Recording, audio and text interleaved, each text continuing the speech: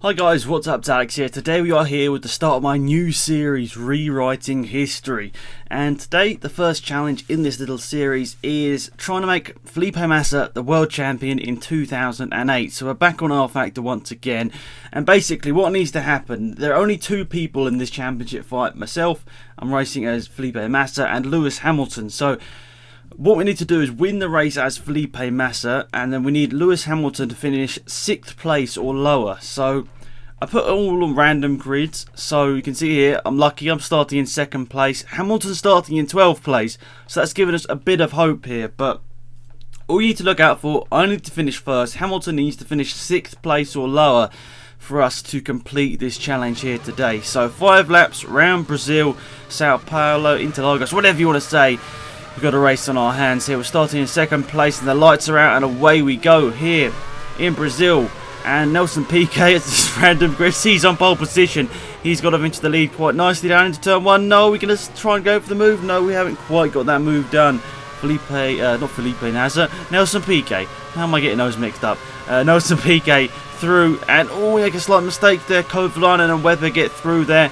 We nearly made quite a lot of contact there with Webber. So, oh, moved down the inside. I didn't even expect that. I couldn't even remember. I only recorded this like 10 minutes ago and I still forgot I went for that move down the inside of Webber, which puts us back into 3rd position now. So we have 4.5 laps to try and win this race and hope that Lewis Hamilton finishes, was it 6th place or lower? I'm already forgetting. Yes, 6th place or lower. Lewis Hamilton needs to finish here today. He finished 5th place in real life, which obviously got in the points to win the championship. I think Felipe Massa had more wins over the season. Oh, there's contact there with Lewis Hamilton's teammate Heikki Kovalainen. So I'm rambling away about points. I crashed into Kovalainen. Luckily, we don't have the damage on 100%. I think the damage is on about 60%. So luckily, if we crashed into Kovalainen there and he still managed to get away without any damage, I think this might be slight damage to maybe the steering. But apart from that, we're alright. It's probably not going to affect our speed in a straight line and round the track too much, that damage, but it's put into 5th place here, so we need to fight back. But at the moment, Lewis Hamilton is in 7th place here, so he needs to overtake. Oh, he's down to 8th place now. Robert Kubica has got past him, so he needs to get past those two, Robert Kubica and Rosberg, and then get up to 5th place as well, overtaking Trulli if I overtake him, for example. So yeah, that's all of that is if I win this race, remember guys. So if I finish in 2nd place, he probably only needs to get like 1 point or something. So it's definitely a close championship battle. You know, definitely an interesting way to start off the series here. It's one of the ones in most recent memory that it was an interesting championship battle and we've lost it under the braking. We decided to get back to position. You can see I back off there, let Trulli through. But then he's really slow in the middle of the corner, so I'm like, oh, I'm just going to have to take that position anyway. But mistake on my part there. It hasn't exactly been the cleanest race in the world here. We haven't exactly been getting the perfect laps in that we need. Nelson Piquet has got a bit of a lead here, and Kovalainen has got a bit of a lead over Webber, who's sitting here in 3rd place currently. So now, round the sort of final proper corner here in Sao Paulo, up in the slipstream of Mark Webber down this home straight here. Can we get enough speed in the slipstream to go past him down into turn 1? That's obviously going to be the aim. Right up behind Mark Webber in the slipstream, pull out to the left hand side, and then we're going to be hopefully we'll pass him even before the braking zone here, up into 3rd place here. So at the moment it is going to plan. Hamilton is not in the top 5. Well, it's pretty much going to plan. We've still got 2 people to overtake, but you know what I mean. It's pretty much going to plan. If we overtake these 2, we're going to be the world champion. It's Felipe Massa, so that is looking good. So Nelson Piquet has been overtaken now by Heikki Kovalainen for the lead of this race now. So I mean, it doesn't really matter a huge amount, but, you know, obviously Heikki Kovalainen is Lewis Hamilton's teammate. Is he going to hold me up? Well, it's a game, but, you know, if it was real life, that would definitely be the case. We're going down the inside of Nelson Piquet Jr. We've got that move done. We run slightly wide, so we can't get the move back, and that's us up into 2nd position now. And now we've just got to hold off for 2.5 more laps, and we could probably take this win. Right. So it's good for us here. You can see Hamilton's still not in the top 5, which is good. And Kovalainen backed off on the inside there. And we've got ourselves into the lead this race here, going defensive. So now I was just like, there's no point, you know, going out for a huge lead or whatever. I mean, I could have tried, but they're going to really just stay in the slipstream here. So it's going to be tough for me to gain any time here. I've run a bit wide. Kovalainen's right up behind me here. You can see the little timing on the bottom right. Kovalainen's right behind me here, about a tenth of a second. PK's 2/10. So's Webber. It's so close here. Kovalainen trying to go around the outside. Has he got that move done? No, he hasn't. We stay in the lead this race for another time, which is good. Kovalainen is attacking once again. No, he's trying to push us out slightly here. He's given the space eventually here, running side by side. Who's going to be later on the brakes? We're on the racing line.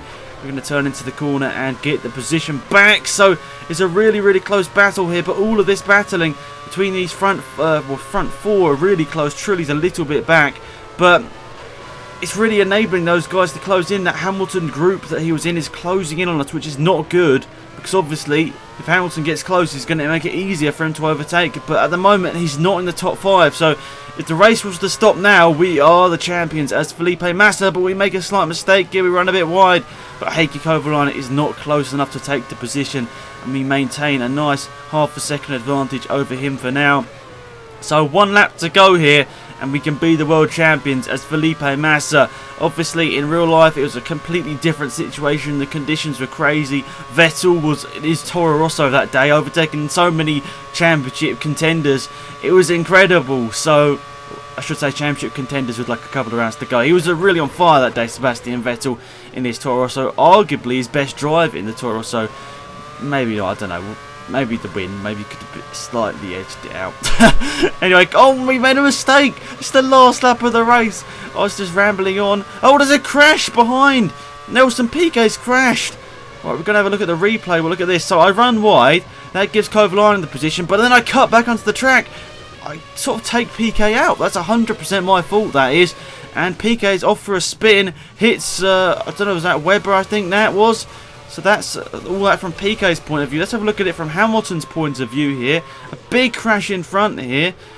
Piquet rolls over. Hamilton doesn't gain a position, but he's up into 4th place. He's made some positions up, but he loses it down to 5th place there. But we're down to 2nd. Hamilton's down to 6th place now. Raikkonen's passed him. So Hamilton was actually 5th place before Raikkonen overtook him, obviously, here. So currently, if we overtake Kovalainen, we're the champions. Going to look to the inside here. It's really, really close. We're going to go around the outside of him. Yes, we are. We move up into 1st position and the championship winning position as well. Hamilton's overtaken, though. He's into 5th place.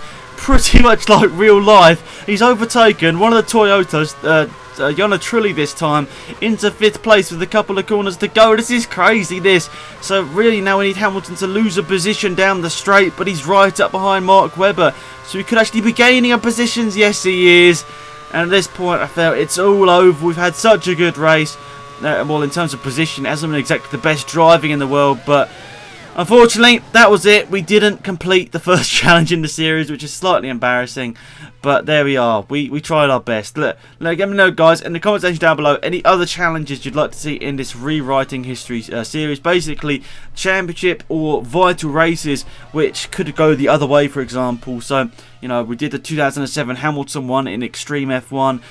Maybe you could do like the 2012 championship with Alonso winning. Those sort of ideas, leave them in the comment section down below. If you've got any new ideas, obviously I've got all your ones from last time, which I'm going to go through as well. But that's it for this video, guys. Thank you for watching. Hopefully you enjoy the series. Remember to, if you like, it's been Axel out here. Goodbye.